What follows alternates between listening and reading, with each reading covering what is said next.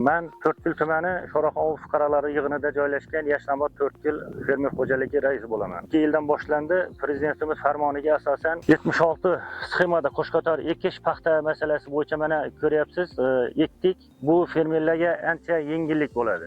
Bu qo'shqotor selkida masalan biz 60 lik ekardik, gektariga 40-50 sentini atrofida olganmiz. Prezident farmoni bilan qo'shqotor selka 76-10 sxemada ekkandan keyin bunga moslangan prezidentimiz tomonidan hozir fermerlarga imtiyozli berilayotgan kombaynlar 76-10 sxemada ekadigan paxtani terishiga, ishchilar sonini iqtisod qilishga, ishchilarning yetishmovchiligini oldini olish uchun hamda moliyaviy pul masalasi bo'yicha, terim bo'yicha iqtisod bo'ladi. Mana shu 76 qo'shqotor selki ekkanda bir gektariga 200-230 ming tut son bo'ladi. Biza ekayotgan oldingi davrlarda 60likda 100-120 ming tut bo'lgan.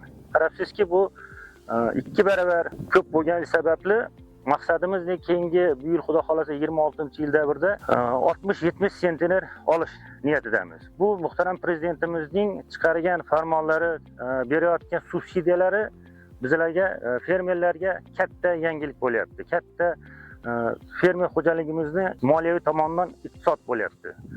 Hamda sentini oshishi, paxtamizni ko'proq moliya pul ishlash fermer xo'jaligini iqtisodini ko'tarishda katta prezident tomonidan yordam bo'lyapti.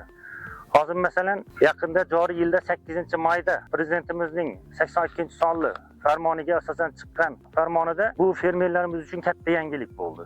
Bu 82-sonli farmon bo'yicha Qishloq xo'jaligi vazirligi qoshidagi huzuridagi agentlik tashkil qilinib, undan subsidiyalar faqat bitta tashkilotdan chiqariladigan bo'lgan. Bu fermerlar uchun katta yangilik. Oldinlari fermer xo'jaligimiz 5-6 ta, 7 ta tashkilotdan tasdiqlanib o'tardi. Hozir bitta tashkilot orqali berilayotgani bu fermerlar uchun katta yangilik bo'ldi.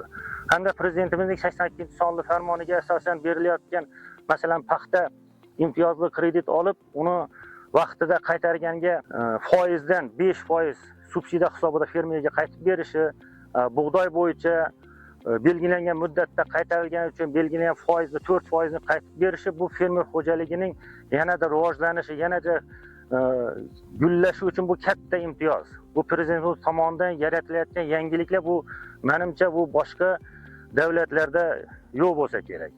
Bu nimaga deganda, men o'zim fermer xo'jaligimda 100 gektar paxta g'alla ekiladigan maydon bo'lsa, mana shu subsidiyalarni, kreditlarni ertaroq qaytargan uchun qaytarilgan subsidiyani o'zida meni o'zim fermer xo'jaligimga 50 million 60 million atrofida menga davlat tomonidan subsidiya yordam bo'ladi. Bundan tashqari elektr energiya bo'yicha chiqargan farmonlar prezidentimizning, bu foydalangan elektr energiyaning 50% gacha subsidiya beriladi.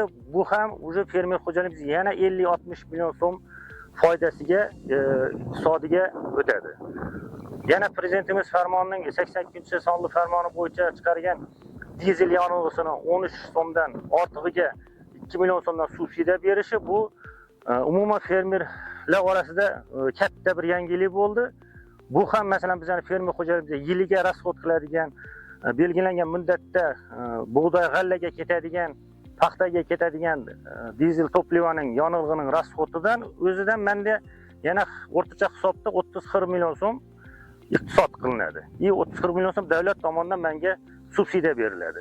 Bu degani 1 yil davomida bizning fermer xo'jaligimizga kamida 100-150 million davlat tomonidan subsidiya berilishi, bu bizni ishimizni yanada rivojlanish, qo'shimcha ishchi kuchlar yaratish, qo'shimcha texnikalar olish, remontlari uchun, iqtisodini ko'tarish uchun katta yengillik bo'ldi.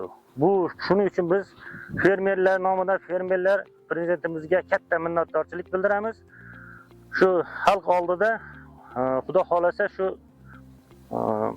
katta hosillarni yetishtirish, bu yil shu hosildorlikni paxtani 60-70 sentnerdan olishga, g'allani 70-80 sentnerdan olishga xudo xolasa chin dildan harakat qilib, mehnat qilib va'da beramiz.